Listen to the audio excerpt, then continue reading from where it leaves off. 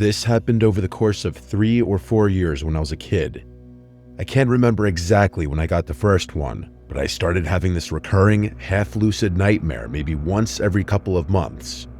From what I can remember, here's how it would go.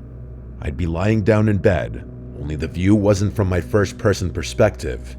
Instead, I'd be looking down at myself from the ceiling, like I was viewing my own bedroom through a security camera feed. The out-of-body dissociation always freaked me out. I'd try to float or swim towards my body, but I was never able to move beyond swiveling my head to look around the room.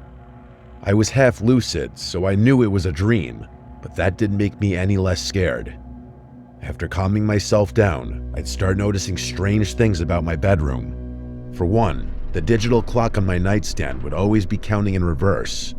That was typically the first strange detail I'd notice. And once I noticed that, I'd start seeing other weird stuff. There were these drawings taped to random spots on the walls and dresser, like crayon drawings you'd expect from a kid my age, but I had no memory of ever making them. I wasn't the type of kid who ever drew much, so it wasn't like I had just forgotten about them. They always showed the same thing, a row of people holding hands, all smiling, with one smaller figure who I can only imagine was me. They were always standing in front of a house with a blue roof, but I can't remember much more about the drawings than that. The other detail about the dreams that still sticks out to me is an old toy train of mine that was always sitting in a different spot on my bedroom floor, which was significant because I had lost that particular toy years prior. Anyway, after analyzing my room for a bit, I'd get this unexplainable urge to look out my bedroom window. I'd glance over, and as if it were on cue, a man would appear just a few inches from the glass. He had short gray hair and what looked like a cut on his left temple. That's honestly all I can remember about his face. He would watch me sleep for a few seconds, then start clawing at the window like he was trying to open it from the outside. That's usually when I woke up. Sometimes I immediately ran to the window, and sometimes I was too terrified to even move. But I always ended up checking one way or another. I don't know what I thought I'd find. Maybe claw marks or a smudge from where his hand had been, but there was never anything there, or anyone for that matter. After the 4th time it happened, I finally told my parents. My mom told me that recurring dreams weren't that rare, especially at my age, and my dad chimed in to remind me that they were always just one room away if I ever felt scared. I nodded and acted like that helped, but it didn't. Not really. My dad could tell I was still scared, so he took me by the hand and explored the exterior of the house with me. There was no indication that anyone had been there. No footprints, no smudges on the window, nothing. Even so, that didn't calm my nerves as much as you might think. Keep in mind, this was about 1 year in, so I was having this dream roughly once every 3 months. It wasn't happening every night, not even close. But having the exact same dream 4 times definitely means something, which I knew even at that age. But after that 4th dream though, they just stopped. For a while at least. I went nearly 6 months without a single episode, and at some point, I let myself believe it was over. It all just kind of faded into the background, the way childhood fears tend to when life gets more normal. But then it came back. I have no idea what triggered it, but one random night I had the dream again. Everything was exactly the same as I remembered. The clock, the drawings, the train, everything. But there was something different about that dream that was scaring me twice as much as the earlier ones had. I couldn't figure out what it was. Everything was following the exact same chain of events. But then, as I was looking around the room, I realized what it was. My bedroom window was open. As soon as I saw that, I woke up. There was a period of maybe 5 minutes where I couldn't move, complete and utter sleep paralysis. And it wasn't a passive sleep paralysis either. My brain was screaming at me to check the window the entire time, but I couldn't drag myself out of bed no matter how much I tried. On top of that, I felt significantly colder, as if cold air was blowing through my bedroom window, which I was convinced was wide open. Those 5 minutes were unlike any kind of fear I have ever experienced. All I could think about was how that man was moments away from climbing through my window, yet there was nothing I could do about it. When I finally regained control of my limbs, I forced myself over to the window, confirming that it was locked. I couldn't fall back asleep that night. I was too scared. I'm not sure how I was even able to function the following morning. Another couple of months went by, but I wasn't going to be fooled again. Every night before I went to bed, I thought long and hard about the dream in an attempt to brace myself for having it again. I'm not sure if this logic tracks, but I was hoping that keeping the dream on my brain would help me not get too scared should I have it again. To my surprise, that technique actually worked. The next time I had that dream, I wasn't even half as scared. I didn't even bother checking the window after waking up. By the time I had it again, I was barely scared at all. Still, something about it lingered. Not in a scary way, but enough to make me want to bring it up to my parents again. Maybe it was the way I explained it, or maybe it was because I was slightly older. But for whatever reason, they actually paid closer attention this time. I tried to provide as much detail as possible, something I hadn't done before. As I was getting to my description of the man, my parents' demeanor shifted. Not too dramatically, but enough for me to notice. Specifically, it was right as I was telling them about the cut on his forehead. Before I could even finish, my dad cut me off and asked if I was sure about the cut. I told him I was, and he looked over at my mom like there was some unspoken detail that I wasn't aware of. I asked my parents what was going on, and they assured me that everything was fine. Not wanting to upset them, I didn't inquire further. But from that point on, I started wondering if there was more to the story. As it would turn out, a few days after that conversation, my parents sat me down and came clean. It wasn't some dramatic reveal or anything. They just said there was something they wanted to tell me. My mom did most of the talking. Apparently, when I was really little, like too young to even remember, there was a man named Brian who used to watch me sometimes. They always referred to him as Uncle Brian, but he wasn't actually family, just a close friend of my dad's from college. I guess he was around a lot when I was a baby and a toddler, especially during the times when both my parents were working full-time. But something happened. My dad didn't give details, just said that there was a falling out between them, bad enough that they completely cut ties. He said he forbade Brian from ever coming near our family again, specifically from coming near me again. That was the end of it. I asked what caused the fallout, but they wouldn't tell me. They just repeated that it had nothing to do with me and that I didn't need to worry. The only other thing they told me, and this is what gave me a sick feeling, was that Brian had a noticeable scar on his forehead from a car accident he'd been in years before I was born. They didn't connect the dots out loud, but they didn't have to.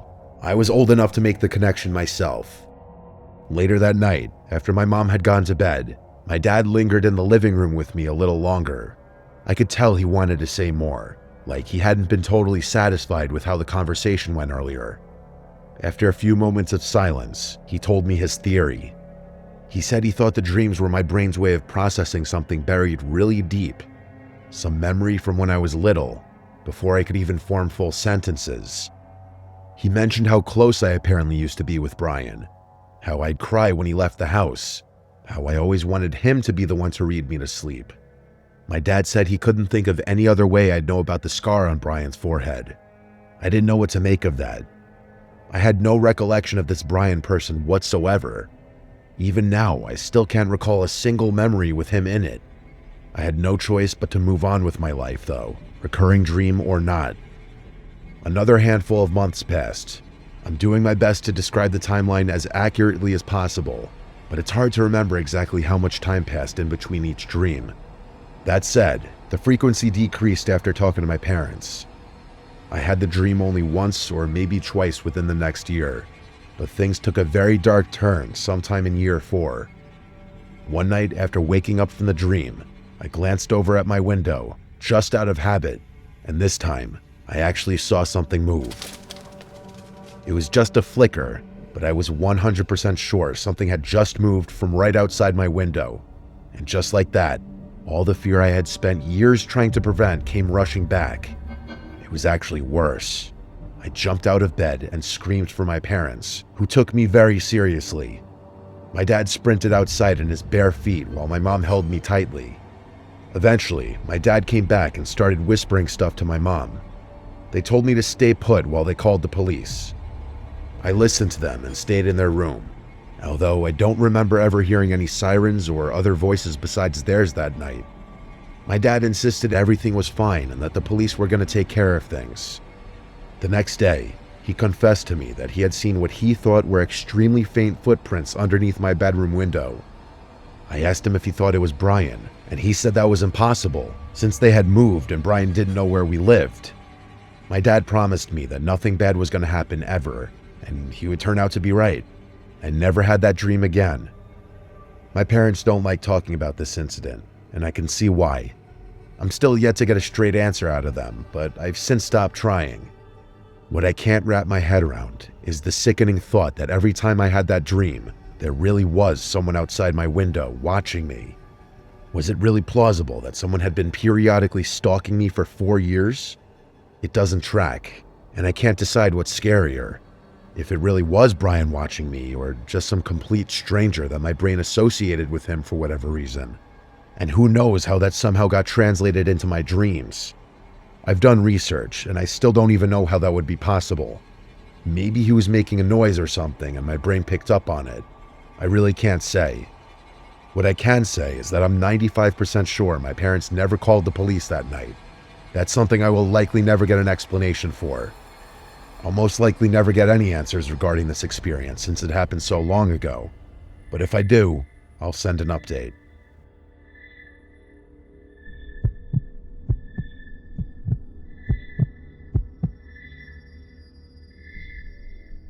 I'm going to keep this as short as possible.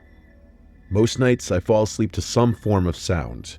It's the best way I know how to knock out quickly. Sometimes it's a chess video, sometimes it's a podcast about space, sometimes it's just a recording of a thunderstorm. You get the idea.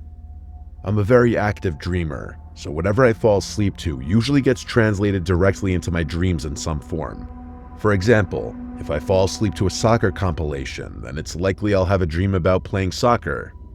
Part of the reason this is so clutch is because I had a ton of nightmares growing up, and this technique prevents them. This happened a couple of weeks ago during a sleepover at my friend Duncan's place. It was a sleepover, so I had to fall asleep normally. That wasn't an issue for me. It just meant my dreams would be a lot less predictable. There were 3 of us, me, Duncan, and Ian. Duncan's parents were away for the weekend, which is why we were having the sleepover in the first place. He has a lot of big, comfy couches in his living room, so that's where we all slept. That night, I had one of the most vivid dreams I've had in a while. I was out at sea on this small sailboat. I don't even know where it came from. I've never been on a sailboat in my life. The water was super choppy, and I remember the sky being this weird mix of dark purple and gray. The wind was howling, but not in a scary way. It kind of felt like I was in a movie or something. Then the boat lurched. I couldn't see what we hit, but I definitely felt it. Whatever it was, it knocked the whole sail sideways and cracked something underneath. Water started gushing in through the bottom, and I remember trying to plug the hole with my jacket, which obviously wasn't doing anything. I started panicking, like full-on helpless panic, and just as the boat started to sink, a dolphin jumped out of the water, locked eyes with me, and said in perfect English, "Wake up." That instantly snapped me awake. I'm usually pretty groggy after waking up, but this was different, although I didn't know why yet. I looked around the room, trying to figure out if anything was different or strange, but everything looked normal. My friends were sleeping next to me, and the living room was exactly how we left it. You know that weird in-between phase right after you wake up where you can't really process information accurately? That's what I was experiencing. A few seconds later, though, my brain started functioning properly, and I picked up on a sound that was definitely out of place. There was this distinct rushing sound coming from somewhere upstairs. It wasn't muffled like you'd expect if a faucet was just dripping. It was consistent, like a hose or something. That must have been why I had that wonky dream about the ocean. I sat there for a second, trying to figure out what I was hearing. Then, like an idiot, I got up to check it out myself. I crept up the stairs, trying to make as little noise as possible. The noise got louder with each step. It was definitely running water, and it was coming from the upstairs bathroom at the end of the hallway. The door was slightly cracked open, and even from a distance I could see the sink. One of the knobs was turned all the way to the right. The water was just gushing out, full blast. There was no way that could have happened on its own. It didn't even make sense. I got close to the doorway and was about to step in, but something made me stop. The bathroom up there is pretty big. It's got this long counter and a bathtub with a curtain, plus this awkward corner where the toilet is. Plenty of blind spots. For all I knew, someone could have been crouching behind the tub or standing right behind the door. My stomach dropped. I don't know why, but I just couldn't go in. I backed up and booked it down the stairs to wake up Duncan. I shook him hard and told him something was wrong. At first, he was groggy, but the urgency in my voice must have gotten through, because he sat up and asked what was going on. I told him the sink upstairs was blasting and I thought someone was in the house. That woke him up real fast. We left Ian asleep on the couch and crept back up together. When we got to the bathroom door, Duncan didn't even hesitate. He pushed it open and stepped inside. I was not prepared for what was about to happen. Almost immediately, a figure lunged from around the corner and tackled Duncan from the side. It happened so fast. All I saw was Duncan go down and this guy swinging a piece of PVC pipe like he was about to beat the crap out of him. I didn't think, I just threw myself at the guy, trying to get him off Duncan. We both piled on him and wrestled him to the floor, but he was bigger than both of us. It was pure chaos. Eventually, the guy broke free and bailed, shoving both of us to the side and sprinting for the stairs. By the time Duncan and I made it to the porch, he was gone. The police showed up maybe 30 minutes later, but they weren't much help. They determined that the entry point was a downstairs window, which was wide open and had been previously unlocked. Duncan's family doesn't have cameras in their house, so there was no evidence we could turn over. The police said that it was likely that it had just been a burglar committing a random attack, but my friends and I think it was way more specific than that. First of all, why would a burglar purposely make noise by turning on a sink faucet in the first place? Yeah, it was obviously a trap to lure someone upstairs, but what was the point if he was trying to rob the place? This makes me think he had a more sinister intention, one I can't fully explain. Duncan is convinced that whoever broke in knew his parents were out of town and had expected only one person to be there that night, him. If that's true, then I can only imagine that whoever had broken in intended on seriously injuring or killing Duncan. I don't even like to think about what would have happened had I gone in that upstairs bathroom by myself.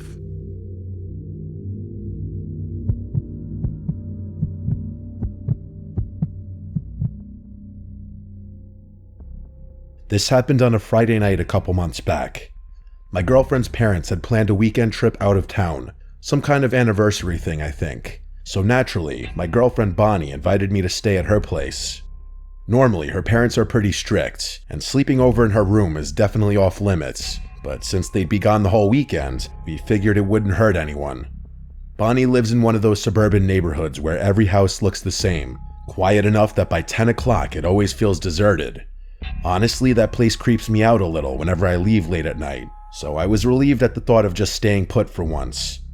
I showed up around 8, brought snacks, and we watched a movie. The usual stuff. Bonnie's room is on the second floor facing the backyard, and from her window, you can just barely see into the dense line of trees that borders their property. They don't have much exterior lighting, so at night it's pitch black out there, like looking straight into a void. Bonnie has a queen-size bed, so we both had plenty of space, enough that we could stretch comfortably without crowding each other. I'll skip the rest of the irrelevant stuff. We eventually turned off the TV around midnight and drifted off. I don't remember falling asleep, but I vividly remember the unsettling dream that followed. Now, before I tell you about it, I want to say one thing. I've only had a false awakening dream a couple of times in my life before. This night was one of them. For anyone who's never had one, it's a really strange and almost transcendent experience. Dreams like the one I'm about to describe are actually the main reason I believe there are things in this world beyond those that we can see. In the dream, I woke up abruptly to the unmistakable sound of a door slamming shut somewhere downstairs.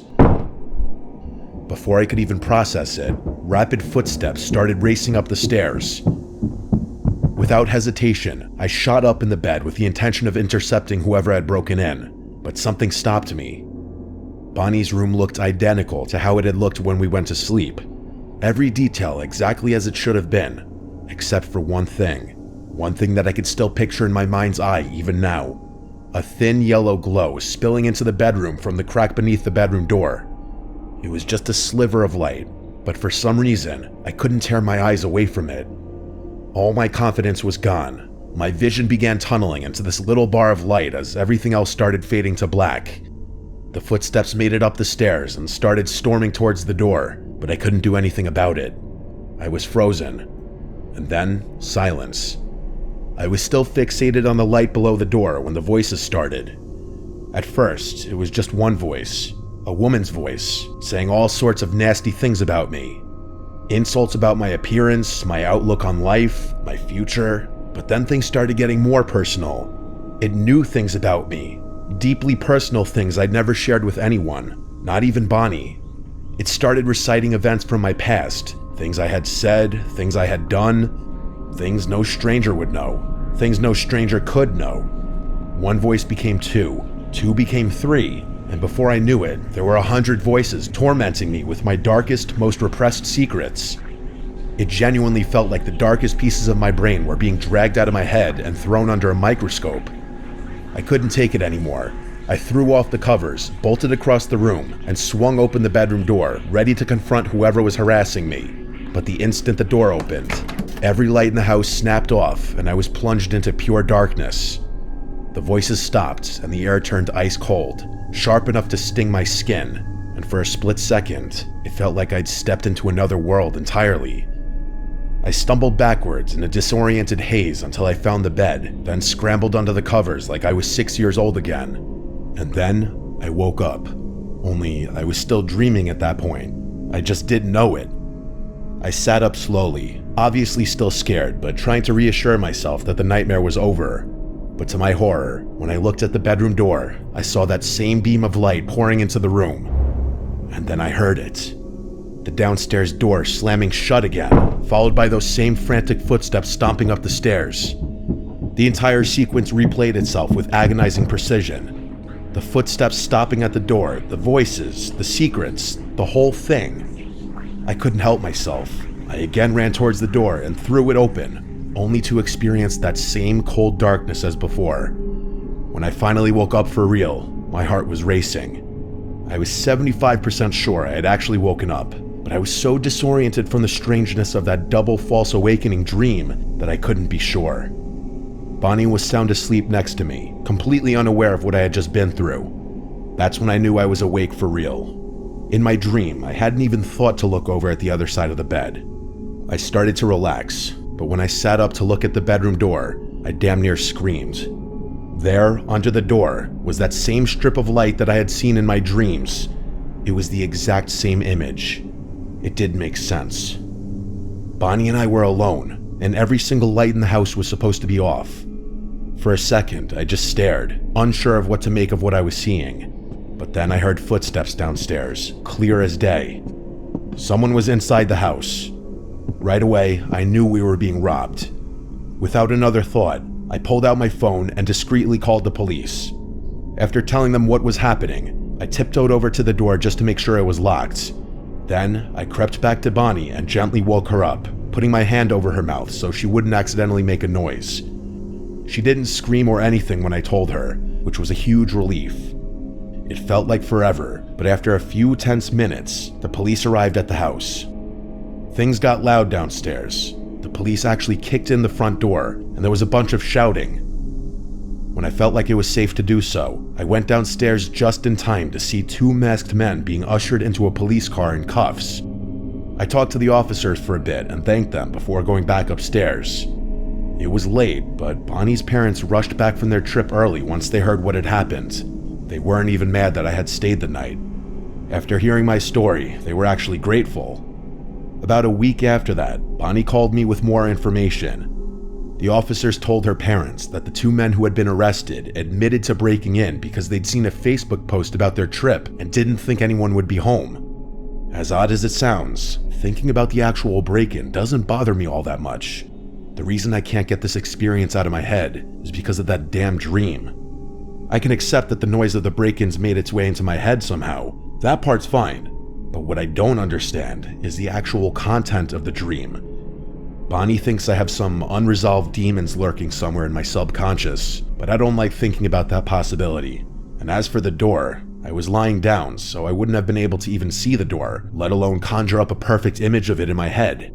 I really don't know what to make of that, but that strip of light is something I see all the time. I can literally see it in my head now. I don't even have to be closing my eyes, which is even more troubling. It's not like it's obstructing my vision or anything, but it's always there in the back of my mind. I'm sure that image will go away eventually, but part of me is worried that it'll be seared into my head forever.